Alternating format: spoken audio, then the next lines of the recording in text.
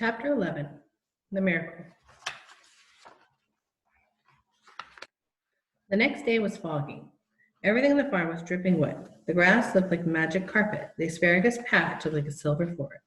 On foggy mornings, Charlotte's Web was truly a thing of beauty. This morning, each thin strand was decorated with dozens of tiny beads of water. The web glistened in the light and made a pattern of loveliness and mystery, like a delicate veil. Even Lurvy, who wasn't particularly interested in beauty, noticed the web when he came with the pig's breakfast. He noticed how clearly it showed up and how noted the big and carefully built it was. Then he took another look and saw something that made him set his pail down. There, in the center of the web, neatly woven in block letters, was a message. It said, "Some pig." Lurvy felt weak. He brushed his hand across his eyes and stared harder at Charlotte's Web.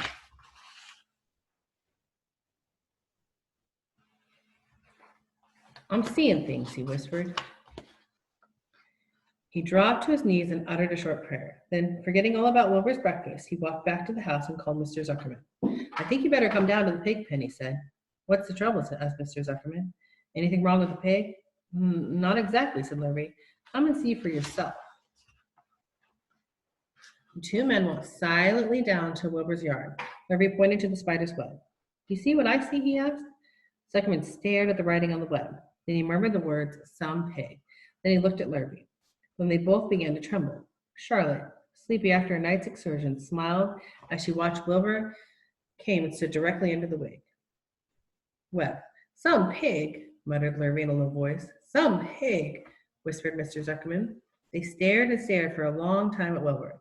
Then they stared at Charlotte. "You don't suppose that spider," began Mr. Zuckerman, but he shook his head and didn't finish the sentence. Instead, he walked solemnly back up to the house and spoke with his wife. "Edith, something has happened," he said in a weak voice. He went to the living room and sat down, and Mrs. Zuckerman followed. "I've got something to tell you, Edith," he said. "You better sit down." Mrs. Zuckerman sank into a chair. She looked pale and frightened. "Edith," he said, trying to keep his voice steady, "I think you'd best be told what we have is a very unusual pig."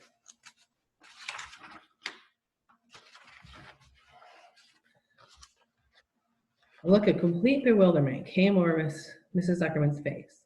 "Homer Zuckerman, what in the world are you talking about?" she said. "This is a very serious thing, Edith," he replied. "Our pig is completely out of the ordinary." "What's unusual about the pig?" asked Mrs. Zuckerman, who was beginning to recover from her scare. "Well, I don't really know yet," said Mr. Zuckerman, "but I've received a sign, Edith, a mysterious sign. A miracle has happened on this farm. There's a large spider web in the doorway of the barn and cellar, right over the pig pen.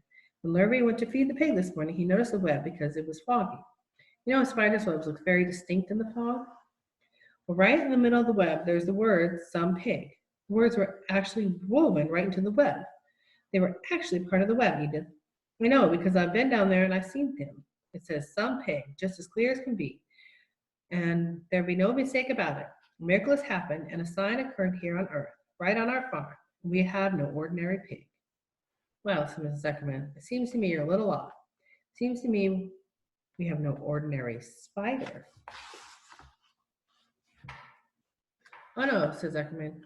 "It's the pig that's unusual. It says so, right there in the middle of the web." "Maybe so," said Mrs. Zuckerman. "Just the same, I intend to have a look at that spider." "It's just a common gray spider," said Zuckerman. They got up together and they walked down to Wilbur's yard. "You see, Edith, it's just a common gray spider." Wilbur was pleased to receive so much attention. Lurvy was still standing there. Mr. and Mrs. Zuckerman, all three, stood for about an hour, reading the words on the web over and over, and watching Wilbur. Charlotte was delighted the way her trick was working. She sat without moving a muscle and listening to the conversation of the people. When a small fly blundered into the web just beyond the word "pig," Charlotte dropped quickly down, rolled the fly up, and carried it out of the way. After a while, the fog lifted. The web dried off, and the words didn't show up so plainly. The Zuckermans and Lurvy walked back into the house. Just where they left the pig pen, Mr. Zuckerman took one last look at Wilbur. "You know," he said in an important voice, "that all along that pig of ours is an extra good one. He's a solid pig. That pig is as solid as they come."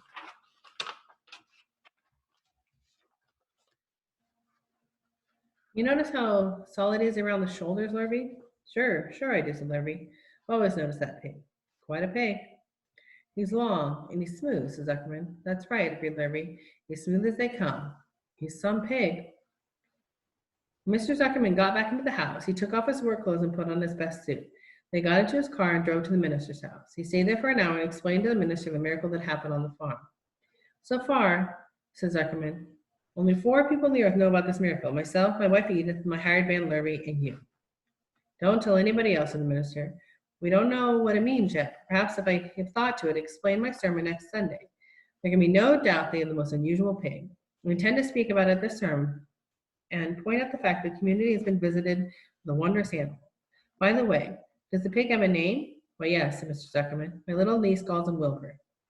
She's a rather queer child, full of notions. She raised the pig on a bottle, and I bought it for him when he was a month old. Shook hands with the minister and left. Secrets are hard to keep. Long before Sunday came, the news spread all over the county. Everybody knew. The sign had appeared in the spider web in the Zuckerman's place. Everybody knew that the Zuckermans had a wondrous pig. People came from miles around to look at Wilbur and read the words on Charlotte's web. The Zuckerman's driveway was full of cars and trucks from morning till night. Fords and Chevys and Buicks and Roadmasters and a GMC pickup and Plymouths and Studebakers and Packards and DeSotos with aromatic transmissions and Oldsmobiles with rocket engines and Jeep stations and wagons and Pontiacs. The news of the wonderful pig spread clear up to the hills, and the farmers came rattling down on their buggies and buckboards to stand an hour after hour at Wilbur's pen admiring the miraculous animal. All said they had never seen such a pig before in their lives. When Fern told her mother Avery had tried to hit the Zuckerman spider with a stick, Mrs. Arable was so shocked that she sent Avery to bed without any supper as punishment. The days that followed, Mr. Zuckerman was so busy entertaining visitors that he neglected his farm work. He wore his good clothes all the time now. But right into them when he got up in the morning. Mrs. Zuckerman prepared special meals for Wilbur. Wilbur shaved and got a haircut, and his principal farm duty was to feed the pig while people looked on. Mr. Zuckerman ordered Lurvy to increase Wilbur's feedings from 3 meals a day to 4 meals a day. The Zuckermans so busy with visitors, they forgot about other things on the farm. The blackberries got ripe.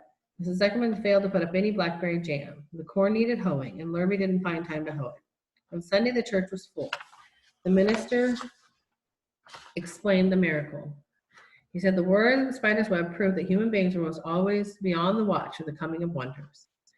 All in all, the Zuckerman pig pen was the center of attraction. Fern was happy, for she felt Charlotte's trick was working, and Wilbur's life would be saved. Then she found that the barn was not nearly as pleasant. Too many people. She liked it better when she could be alone with her friends and the animals.